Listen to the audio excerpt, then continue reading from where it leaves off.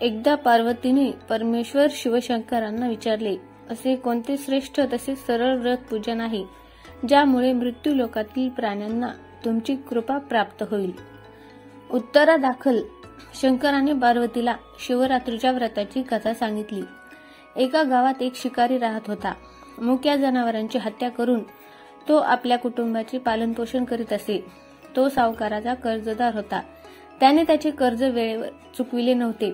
त्यामुळे संतापून सावकाराने शिकारीला शिवमठात कैदी बनविले. योगायोगाने त्याच दिवशी शिवरात्र होती. शिकारी ध्यानमग्न होऊन शिवासंबंधित धार्मिक गोष्टी ऐकत राहिला. चतुर्दशीला त्याने शिवरात्रीची कथाही ऐकली. सायंकाळी सावकाराने त्याला जवळ बोलावून कर्ज फेडण्याविषयी विचारले. शिकारी दुसऱ्या दिवशी सर्व कर्ज फेडेन असे वचन देऊन कैदेतून सुटला. आपल्या दिनचर्येप्रमाणे तो जंगलात शिकारीसाठी निघाला, पण दिवसभर कैदेत राहिल्यामुळे तो तहान भुकेने व्याकुळ झाला होता. शिकार करण्यासाठी तो तलावाकाठच्या बेलपत्राच्या झाडावर मचाण बांधू लागला. बेलवृक्षाच्या खाली बेलपत्रांनी झाकलेले शिवलिंग होते. शिकाऱ्याला मात्र हे माहीत नव्हते. मचाण बनविताना त्याने ज्या फांद्या तोडल्या त्या योगायोगाने शिवलिंगावर पडल्या. या प्रकारे दिवसभर उपाशी असलेल्या शिकाऱ्याने व्रतही झाले आणि त्याच्या करवी शिवलिंगावर बेलपत्रही वाहिले गेले. एका प्रहरानंतर एक गर्भिणी हरणी तलावावर पाणी पिण्यासाठी पोहोचली. शिकाऱ्याने आपल्या धनुष्याने तिच्यावर नेम साधलाच होता तितक्यात ती हरिणी बोलली, मी गर्भिणी आहे. तू एकाच वेळी 2 जीवांची हत्या करशील हे योग्य नाही. मी आपल्या पिलाला जन्म देऊन लवकरच तुझ्या समोर येईल, तेव्हा तू मला मार. शिकाऱ्याने धनुष्य बाजूला ठेवले आणि हरिणी झाडाआड लुप्त झाली. काही वेळाने दुसरी हरिणी तेथून निघाली. शिकाऱ्याचा आनंदाला पारावर उरला नाही.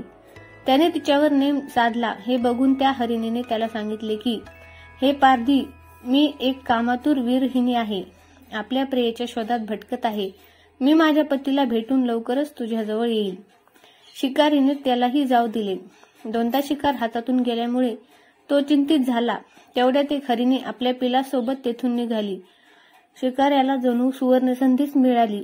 त्याने धनुष्याला बाण लावला आणि बाण सोडणार तेवढ्यात ती हरिणी बोलली, हे पारधी, मी माझ्या पिलाला त्याच्या वडिलांकडे सोडून लगेच येते.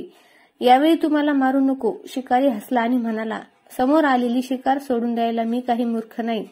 याआधी मी 2दा शिकार गमावली आहे. माझी मुले तहान भुकेने व्याकुळ झाली असतील.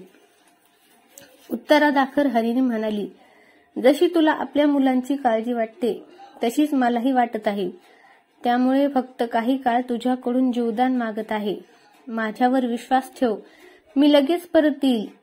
हरिणीची तो व्याकुळ स्वर ऐकून शिकाऱ्याला तिची दया आली. त्याने तिलाही जाऊ दिले. शिकार न मिळाल्यामुळे तो बेलाच्या झाडावर बसून बेलपत्र तोडत खाली फेकत होता. काही वेळाने एक धष्टपुष्ट मृग त्या रस्त्यावरून जात होता.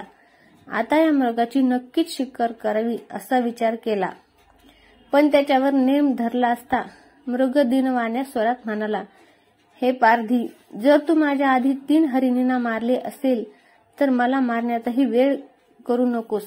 म्हणजे त्यांच्या वियोगात मला एक क्षणही दुःख सहन करावे लागणार नाही.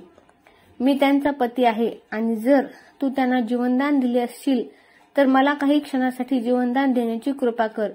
मी त्यांना भेटून तुझ्यासमोर हजर होईल. मृगाचे बोलणे ऐकून शिकाऱ्याच्या डोळ्यासमोर संपूर्ण रात्रीचे घटनाचक्र आले. त्याने सर्व कथा मृगाला ऐकविली. तेव्हा मृगाने सांगितले, माझ्या 3ही पत्नी येथून वचनबद्ध होऊन गेल्या आहेत. मात्र त्या माझ्या मृत्यूनंतर आपल्या धर्माचे पालन करू शकणार नाहीत. त्यामुळे तू मला आता जाऊ दे. मी त्यांच्या समवेत तुझ्यासमोर हजर होतो. उपवास, रात्रीचे जागरण तसेच शिवलिंगावर बेलपत्र चढविल्यामुळे शिकाऱ्याची हिंसक हृदयाचे निर्मल हृदयात परिवर्तन झाले होते.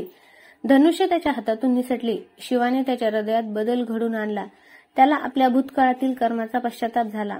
थोड्याच वेळात मृग सहपरिवार शिकाऱ्यासमोर आला. या प्राण्यामधील प्रेम पाहून शिकाऱ्याच्या डोळ्यातून अश्रू वाहायला लागले. शिकाऱ्याने त्यांना न मारता आपणही मुक्या प्राण्यांची हिंसा न करण्याचे ठरविले. देवलोकातून समस्त देव ही घटना बघत होते. घटनेची परिणती झाल्याबरोबर देवी देवतांनी फुलांचा वर्षाव केला. तेव्हा शिकारी तसेच मृग परिवाराला मोक्षप्राप्ती मिळाली.